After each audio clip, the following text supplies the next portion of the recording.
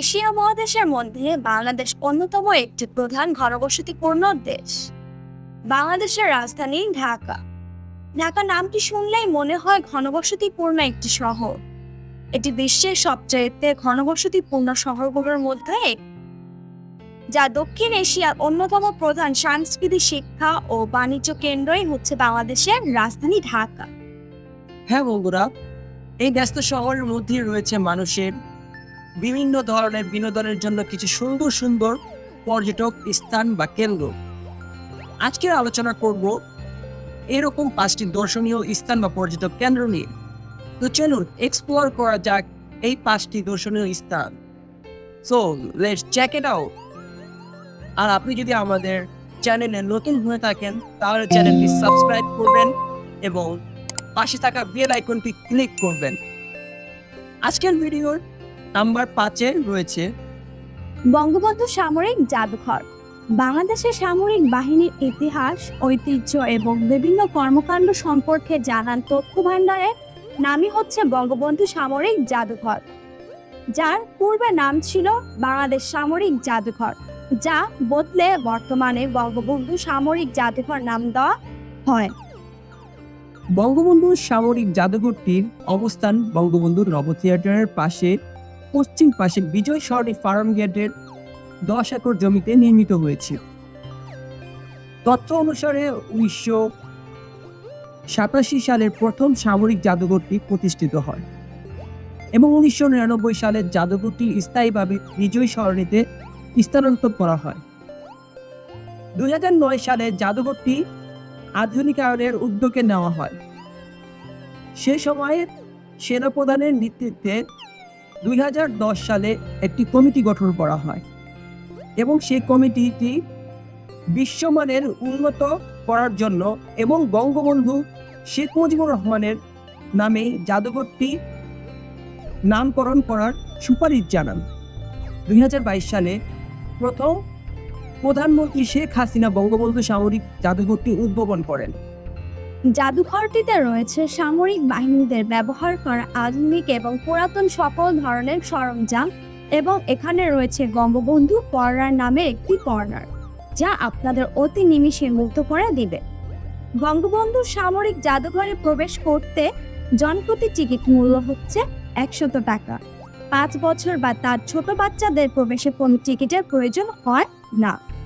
সার্কভুক্ত দেশগুলোর দর্শনার্থীদের প্রবেশ টিকিট মূল্য 300 টাকা এবং অন্যান্য দেশের পর্যটকদের জন্য প্রবেশ ফি 500 টাকা। টিকিটটি আপনারা চাইলে অনলাইন থেকেও সংগ্রহ করতে পারবেন।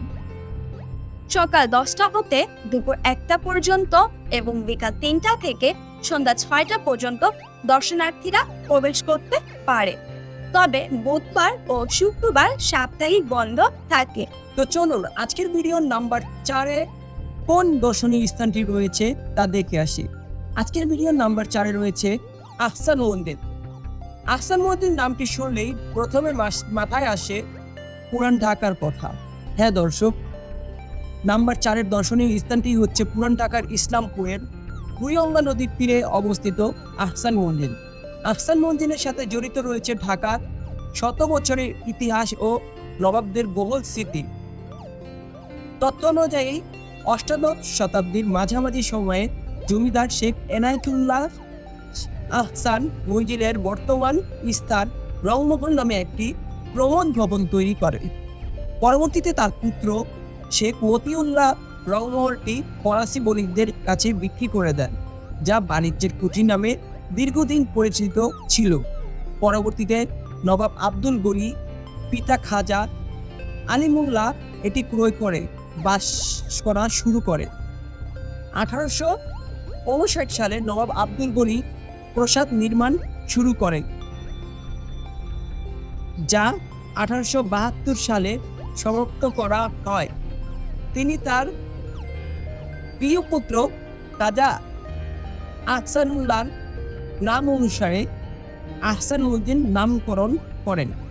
আহসান মঞ্জিলে রয়েছে 31টি কক্ষের 23টিতে প্রদর্শনীয় স্থাপন করা, আরও রয়েছে ভবনের সংক্ষিপ্ত ইতিহাস, সংস্কার, পূর্ব এবং পরবর্তী আলোকচিত্র ও পেন্টিং প্রদর্শিত। এছাড়াও আছে তার জালি কাগজে তৈরি প্রাসাদ একটি মডেল। এছাড়াও রয়েছে তার ব্যবহার করা নানা রকমের জিনিসপত্র এবং ভবনের পাশে বিশাল সুন্দর একটি বাগান, যা দর্শনার্থীদের মনোমুগ্ধকর করে দেয়। নাম্বার 3-এ রয়েছে বাংলাদেশের জাতীয় জাদুঘর। জাতীয় জাদুঘর বাংলাদেশের যুগ যুগ ধরে বেড়ে ওঠার সমস্ত স্মৃতিচিহ্ন ও ধারাবাহিকতার সাক্ষী। বাংলাদেশ জাদুঘরটি ঢাকা শাহবাগ এলাকার বঙ্গবন্ধু শেখ মুজিবুর রহমান মেডিকেল বিশ্ববিদ্যালয়ের দক্ষিণ পাশে অবস্থিত।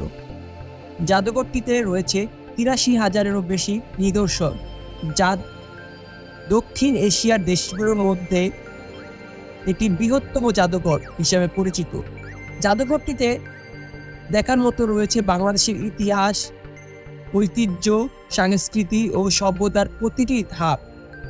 ভবনের নিচে রয়েছে কয়েকটি খাবারের দোকান। সিঁড়ি দিয়ে উপরে উঠতেই প্রতিতলাতে পাবেন গ্যালারির নিদর্শন, যা আপনাকে অতি সহজেই জানিয়ে দিবে জাদুঘরের কোথায় কি রয়েছে। প্রতি সপ্তাহের বৃহস্পতিবার ও সরকারি ছুটির দিন জাদুঘরটি বন্ধ থাকে। তাছাড়া সপ্তাহে বাকি 6 দিনই জাদুঘর খোলা থাকে। তবে বিশেষ দিনগুলো যেমন বিজয় দিবস, স্বাধীনতা দিবস, 21শে ফেব্রুয়ারি, পহেলা বৈশাখ, এইসব দিনগুলিতে জাদুঘর খোলা থাকে।